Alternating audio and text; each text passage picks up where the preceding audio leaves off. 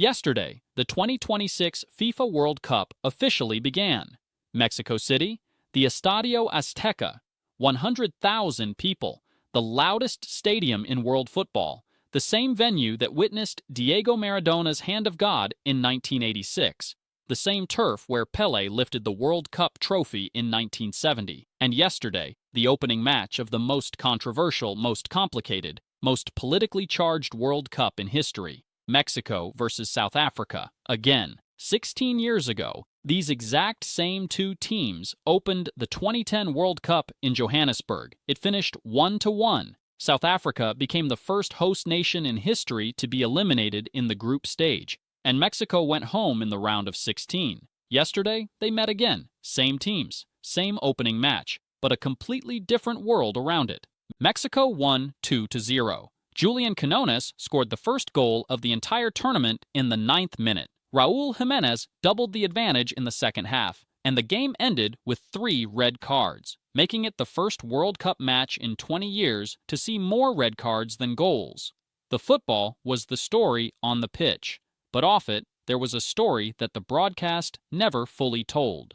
Let's go back 4 days, because before South Africa ever kicked a ball at the Azteca, they almost didn't make it to North America at all. South Africa's preparations for this World Cup were thrown into chaos in the days before departure when visa complications delayed the team's ability to leave for North America. Players and staff found themselves caught in a bureaucratic process that, for a brief period, put their entire tournament in jeopardy. Think about the pressure of that moment. You have spent 4 years working toward this. Your country has waited since 2010 to return to a World Cup. You are days away from playing in the opening match of the biggest tournament in history at the most iconic stadium in world football. And you are dealing with paperwork, not tactics, not training sessions, not final preparations, paperwork. South Africa are not alone in this. They are part of a pattern that defined the opening week of this World Cup before a single ball was kicked. Iran relocated their entire training base to Mexico after 13 staff members were denied visas. Iraq's striker Ayman Hussein was detained for 7 hours at Chicago O'Hare Airport. His phone was searched. The team photographer was detained for 10 hours and then denied entry completely. Somalia's Omar Artan, Africa's Referee of the Year, selected by FIFA to officiate at this tournament, landed in Miami and was put back on a plane to Istanbul. No explanation, no appeal. And South Africa, the team playing in the opening match, had their own departure disrupted by the same system. Now here is the layer of this story that makes it genuinely remarkable. South Africa still showed up. Despite everything, despite the visa delays, despite the disruption, despite preparing for a World Cup while simultaneously managing bureaucratic chaos that no other team in recent memory has had to deal with at this level. They walked out at the Azteca in front of 100,000 Mexican fans who wanted nothing more than to see their team win, against a co-host nation playing at home, at altitude, 2,200 meters above sea level, where lungs from sea level simply do not function the same way, with all the pressure of an opening match on the biggest stage in world football. And goalkeeper Ronwen Williams was brilliant. He made save after save. Raul Jimenez could have scored a hat-trick if it wasn't for Williams. He denied Mexico repeatedly, kept the deficit at 1 goal deep into the second half, and gave South Africa every chance to stay in the game. The match became increasingly physical after the opener. Teboho Mokoena was booked in the 16th minute. Brian Gutierrez received a yellow card 6 minutes later. A cooling break in the 25th minute slowed the tempo, the altitude in Mexico City making its presence felt for both sides. Mexico were better. Mexico deserved to win. But South Africa did not collapse. They competed. They fought. They represented their country with dignity on a stage they almost never reached. Let's talk about how the match was actually decided, because the football deserves its moment too. The first goal came from a South African mistake. Svefalo Sithole lost possession near his own penalty area, allowing Julian Quinones to intercept and fire home, the first goal of the 2026 World Cup in the 9th minute. The second came in the 67th minute. Raul Jimenez scoring from a Roberto Alvarado assist, finally getting the World Cup goal that had escaped him for so long.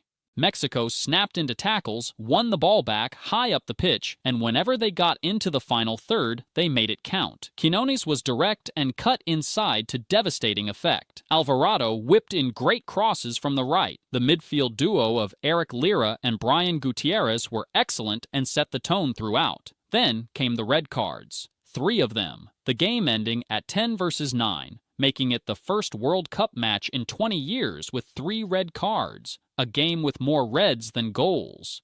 Quite the way to open the 2026 World Cup. Tylon Zwane of South Africa was sent off in the 84th minute for unsporting behavior. Mexico's Cesar Montes followed in the 92nd minute for serious foul play, denying an obvious goal-scoring opportunity after chasing down a South African forward. The final whistle blew. Mexico 2, South Africa 0. But zoom out. Look at this match not just as a football result, but as a symbol of everything this World Cup has become. South Africa in 2010 were the hosts. They were the ones welcoming the world. Shakira, Vuvuzelas, the wave of emotion that swept across an entire continent getting its first World Cup. That tournament felt like it belonged to everyone who showed up. Yesterday, South Africa were the visitors, in every sense. Visitors who almost could not get into the country they were visiting. Visitors whose departure was delayed by visa complications. Visitors playing in front of 100,000 people who were not cheering for them. And yet, they played. They competed. Williams made saves that deserved applause from the entire world. They showed up when everything around this tournament was designed, intentionally or not, to make showing up as difficult as possible. One professor who studies sports and politics described the immigration issues around this World Cup as a self-inflicted wound. He is right. Because FIFA chose this host, FIFA accepted these conditions. FIFA collected the contracts. And FIFA is now watching as team after team, South Africa, Iran, Iraq, Somalia, Senegal, Uzbekistan, navigates a border system that was never designed to welcome a global sporting event. There is a final thought here, and it is about what football is supposed to be. The 2010 World Cup opened with Mexico and South Africa drawing 1-1 in Johannesburg. The moment felt electric. 2 nations, 1 pitch, the world watching together.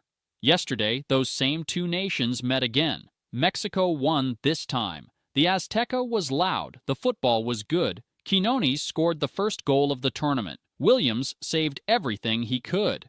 3 red cards made history nobody wanted to make. But somewhere in the background of that beautiful, noisy, emotional opening match, there were visa delays, airport detentions, a referee sent home from Miami, and fans from Morocco sitting at home with useless tickets. Football did what it always does. It gave us a match worth watching.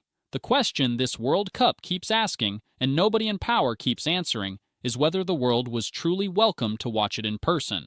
South Africa showed up despite everything. That says something about them. Whether this tournament deserved that effort, that is a different question entirely. Subscribe for daily coverage of every story this World Cup is generating, on the pitch and off it. New video every day. See you in the next one.